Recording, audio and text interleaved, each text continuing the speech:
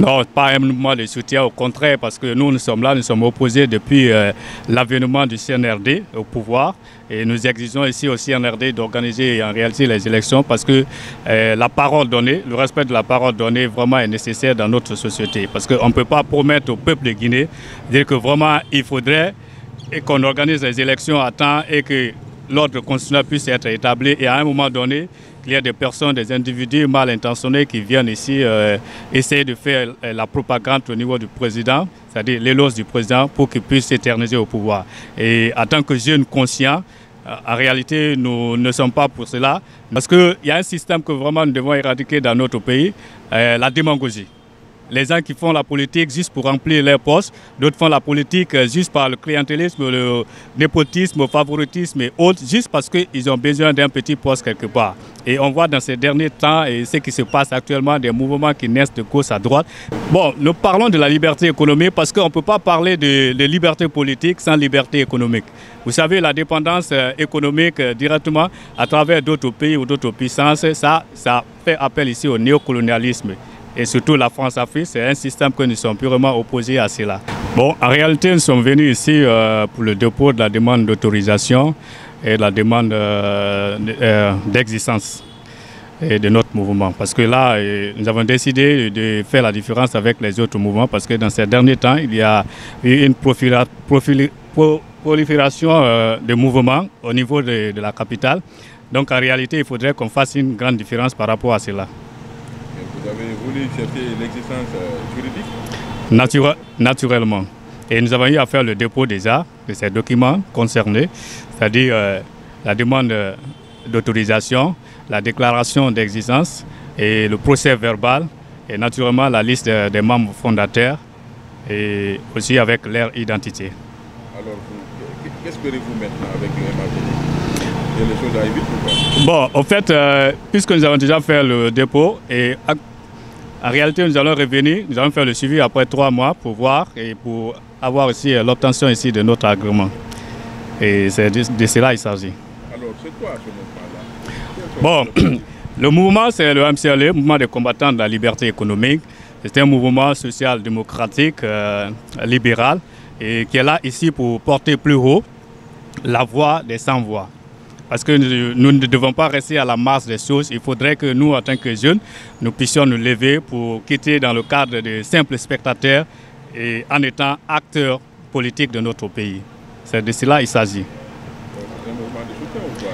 Non, pas un mouvement de soutien, au contraire, parce que nous sommes là, nous sommes opposés depuis l'avènement du CNRD au pouvoir.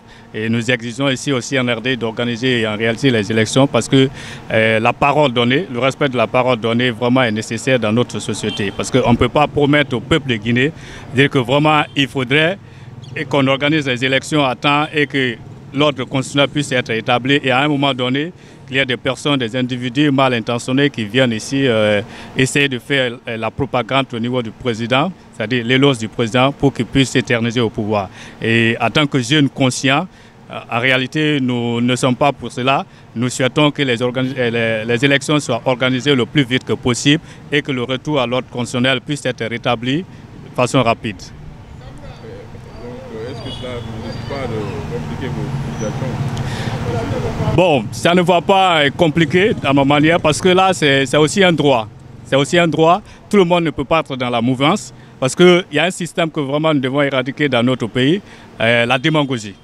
Les gens qui font la politique juste pour remplir leurs postes, d'autres font la politique juste par le clientélisme, le népotisme, le favoritisme et autres, juste parce qu'ils ont besoin d'un petit poste quelque part. Et on voit dans ces derniers temps et ce qui se passe actuellement, des mouvements qui naissent de gauche à droite, même des leaders qui étaient autrefois purement radicaux, mais qui sont aujourd'hui vraiment engagés pour l'éternisation du CNRD au pouvoir, c'est-à-dire à la personne du président Mamadi Doumbouya.